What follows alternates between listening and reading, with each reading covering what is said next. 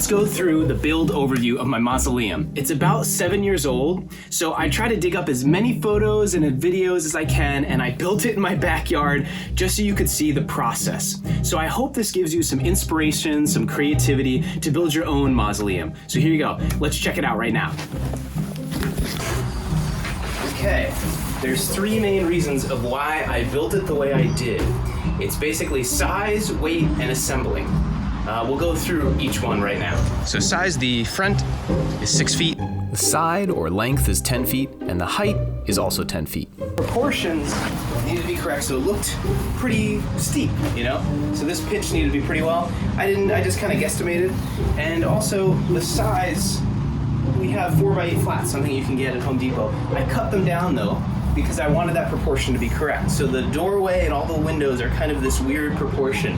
As you can see, I kind of have to duck to go through, but it works. It works, you know, from a perspective of what we need to do. The second part was this. I can get this on and off a U-Haul truck way easier than a ladder. And when I want to get to stuff, I can get to everything with this piece right here, this step ladder.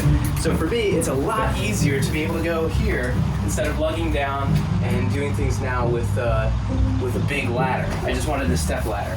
A lot easier to carry too. So now it comes to weight. We've got these guys, Grade Air 1x3s. And it's way easier and a lot lighter to do this with 1x3s than 2x3s. Trust me, you're gonna save a lot of weight. So there's a lot of wood here, as light as possible so that we're lugging this around. You don't have to like kill yourself with doing this. So all these are 1x3s, and then we have the ply, super thin. I think this is even, it's like just below 1/4 inch. I don't know the exact dimensions. I'll see if I can get it.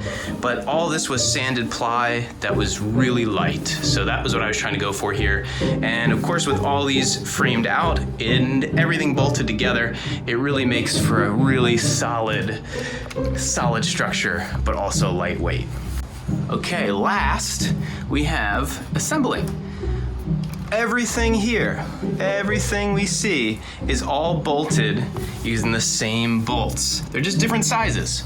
So everything here, all bolts, same size as far as thread, but lengthwise they're different. So each one of these could be a little bit smaller. So these are the smallest ones. These, I think over here are the largest ones because we're going through 3. And everything here is bolted together using those same bolts. This way I can interchange everything, I can use it all, and I started to use those bolts everywhere else throughout my haunt just so that it made it a heck of a lot easier.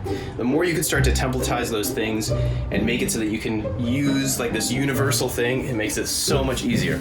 So, from an assembly standpoint, all of these are these flats. You know, you'll refer to it commonly in the haunt community as flats, except I've cut them down, again, for the size and being able to have this really great shape here. A quick note here, try to see if you can get all the bolts to face in the same direction, so it makes breaking down a lot easier. And you can see there's 1, 2, and 3 bolts that usually hold each flat together. You might be asking yourself, why are there so much supports for the roof?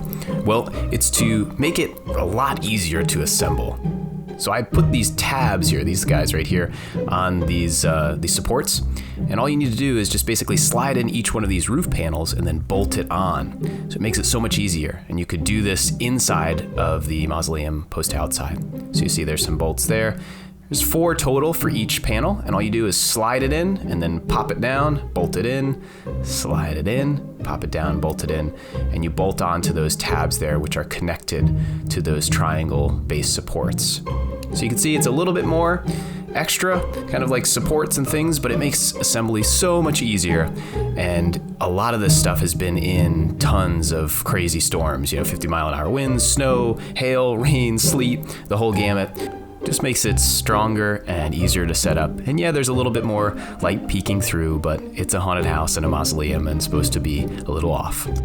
I'll say it before and I'll say it again, label everything. Whether you're giving little notes to yourself, whether you're labeling beams, whether it's on the right or first one, second one, labeling the panels, just try to label as much as you can, because a lot of the times you're going to store this for a year and then forget what happens. So everywhere here, even if it's just, hey, this is where the front is facing and the back, the roof, the sides, everything. Just make sure you try to label as much as you can, especially if you're setting up things year after year. It just makes it so much easier on you. For screws, I use Starbit decking screws. They don't deteriorate and they're great for haunt building. So let's look at what builds this thing. Here is my little organizer. If you're gonna build structures like this, try to get an organizer for each thing or try to get one for everything. But this is gonna make your life so much easier. Look at components for where you can store your wrenches, bolt adapters. I try to keep all the different bolts in their separate bags and in the original bags with the actual label. So if you need to go get some, you know exactly which one you need to go get. And I have a couple of extra things in here just in case. So you have all your bags. There's gonna be things like bolts and nuts and all sorts of stuff for me in here for the Mausoleum. When you're ready to go, you can pack it all up and take it with you.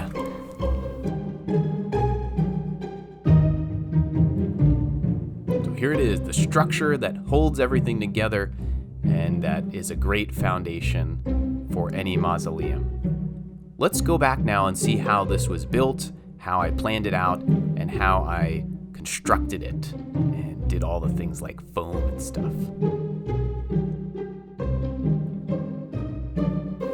Planning and building. So I'll start out with a final sketch. What does this look like at the end?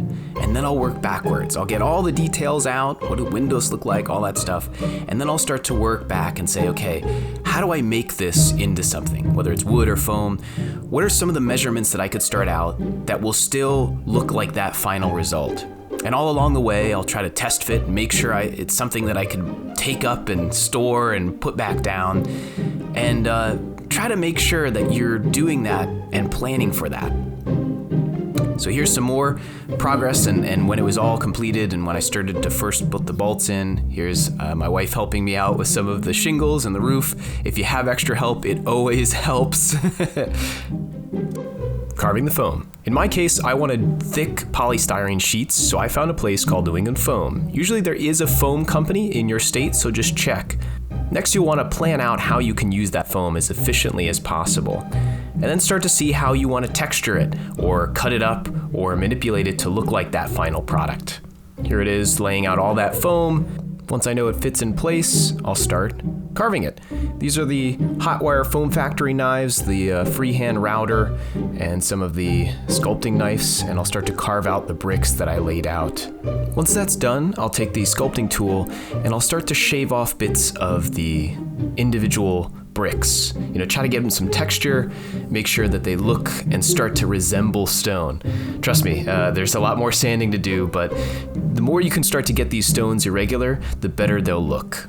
Make sure to use a ventilator or just work in a well-ventilated area. There we are, some more progress on all the foam carving. Some more test fitting to make sure everything looks good and fits together nicely. Here's one of the completed pieces before I sand it, and I'll take some sandpaper and a rasp and just go through this over and over again to smooth out a lot of those edges. And here I started to paint. I only just did some textured paint. I didn't actually do a hard coat on these. And I just did 3 stages, like a dark gray, a medium gray, and then a light gray. And here's the finished paint job. We just made sure we test fitted everything as well, and it looks wonderful at night and pretty good during the day. So let's set it up. First, we'll lay out some wood to keep it off the ground, and it's also to kind of place it, see where it would look pretty good. We'll start with the back.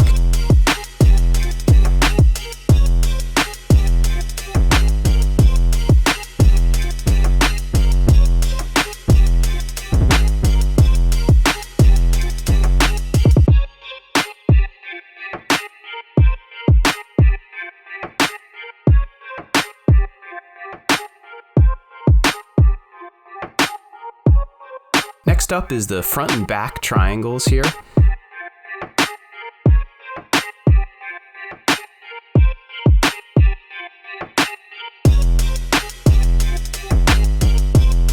We'll bring over those middle triangles there. Those are the ones that have the tabs, and the end ones do too. Move to the supports in the middle too, just to make sure those things are nice and tight. So we start with the roof panels without any shingles, just because they're a lot lighter, it makes it nice and secure. So when we bring over the shingles, they're a lot heavier and nothing moves.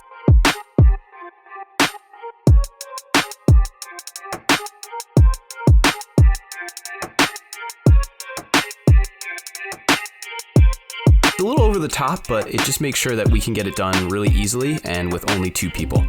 So now comes time for the foam. We're gonna put it on. It links together nice and tight, and it's all with no screws. So you're gonna see how we do it right now.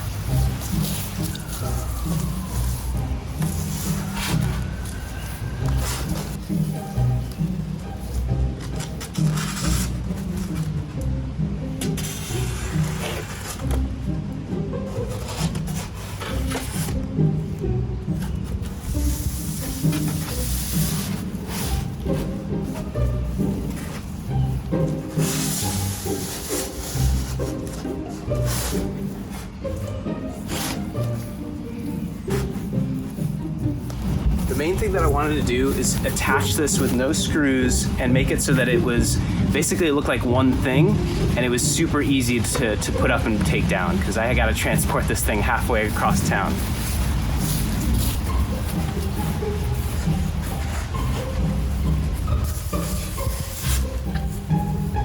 You can usually get foam, the insulation foam, from like Lowe's or Home Depot or any of the big hardware stores. This one is this 4-inch, 1-pound density polystyrene.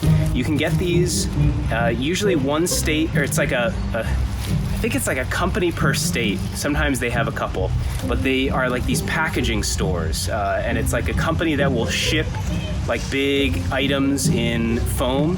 And I could try to put the link below of what mine is in Connecticut. It's out of Hartford.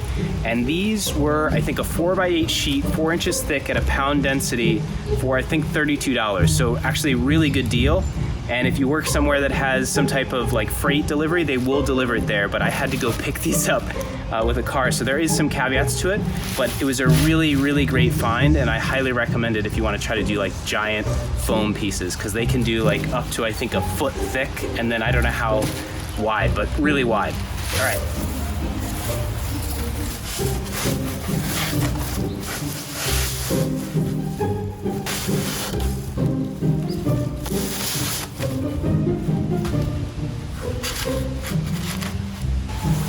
And all this is doing is literally, this roof line is what's wedging it down. It's exact size. So you do have to plan for this, but if you do, it really makes setup a breeze, and it looks phenomenal when it's all done.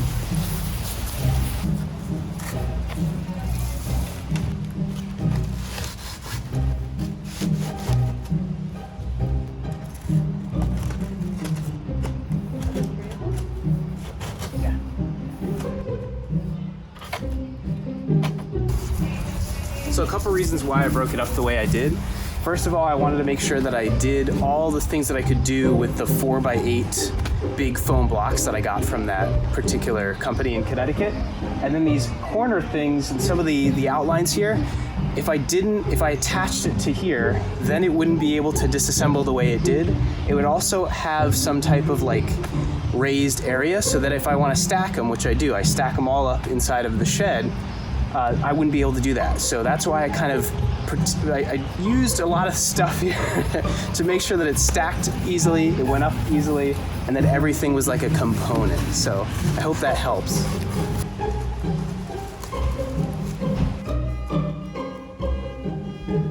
Last but not least, we have the finishing touches. So same kind of thing, these little holes will lock it into place, and now they're separated so that when I want to store it, I could store it by just lifting it out and storing it up top. These guys, I just basically used one of the, I'll show you in like a video, just varying depths of, what are they called? A Dremel tool, thanks. At different depths to just kind of create this really cool relief. And then I carved out the back so that they wedged into the windows themselves. So really cool way to do this, super lightweight and fits in perfectly. There there you have it.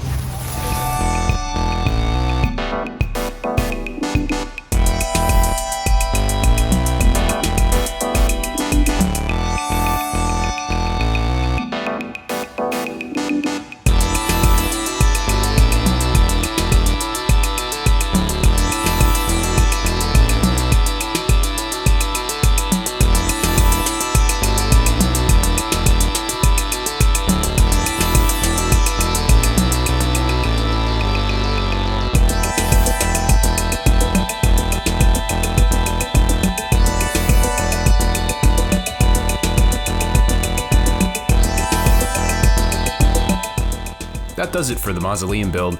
If you want to see other videos, check them out here or go on my YouTube page. And until next time, happy haunting.